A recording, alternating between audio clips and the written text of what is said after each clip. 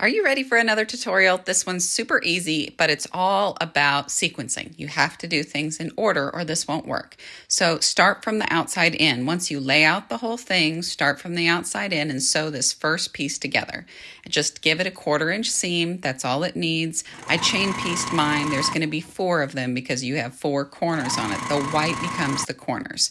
Next, after you've ironed it open, you're going to sew on the sides. Yes, I know this looks weird because it's not going to look finished when you get done. So just line it up, put a pin in it, sew that 1/4-inch seam, and rinse, wash, and repeat for the other side. Looks weird, right? It's okay. Don't worry. We're going to cut that off so you'll never see it. So we're going to eventually, after we get this whole thing together, slice it off, and that white one becomes the corner point. All right, next thing I want you to do is the center. This one's a lot easier. You're just sewing this 9 patch together. Now I fussy cut it a pretty center, but you don't have to do that. I'm using a layer cake that I had as scraps because I did the other one. I didn't get all the videos recorded. But anyway, sew together the 9 patch. It doesn't matter how you do it, just get it into a 9 patch.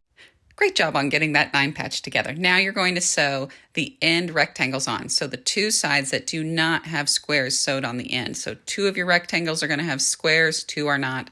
Sew the ones without on the end. See how the ends with the cornerstones line up? It works great. It's not about lining up here, it's about lining up here. So you want this block here to line up this way. So it needs to cover up this middle block. And then you're going to pin and you're going to sew it because we're going to trim off the angles anyway. So it's not about trying to make things line up in a certain way here. You're going to make this line up going this way.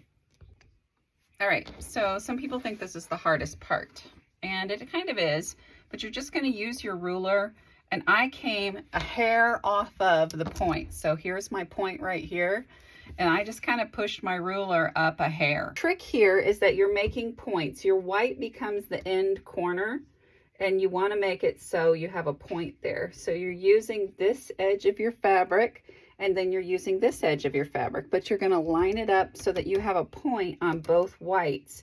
And it's okay if this goes over like this. That's okay. So I'm going to just cut. Nope. See, I've got a nice white point on that end, and remember, you're still going to bind this. It's not one of those flip arounds like I normally do. So let's do this one again together.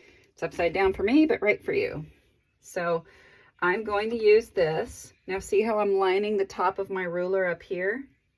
And then I'm lining it down here, and I'm trying to make sure I got all those points included, just like that. So I have a nice square now. And I fussy cut that little gem in the middle there, and it's super beautiful. Like and follow for more of these easy, fun tutorials.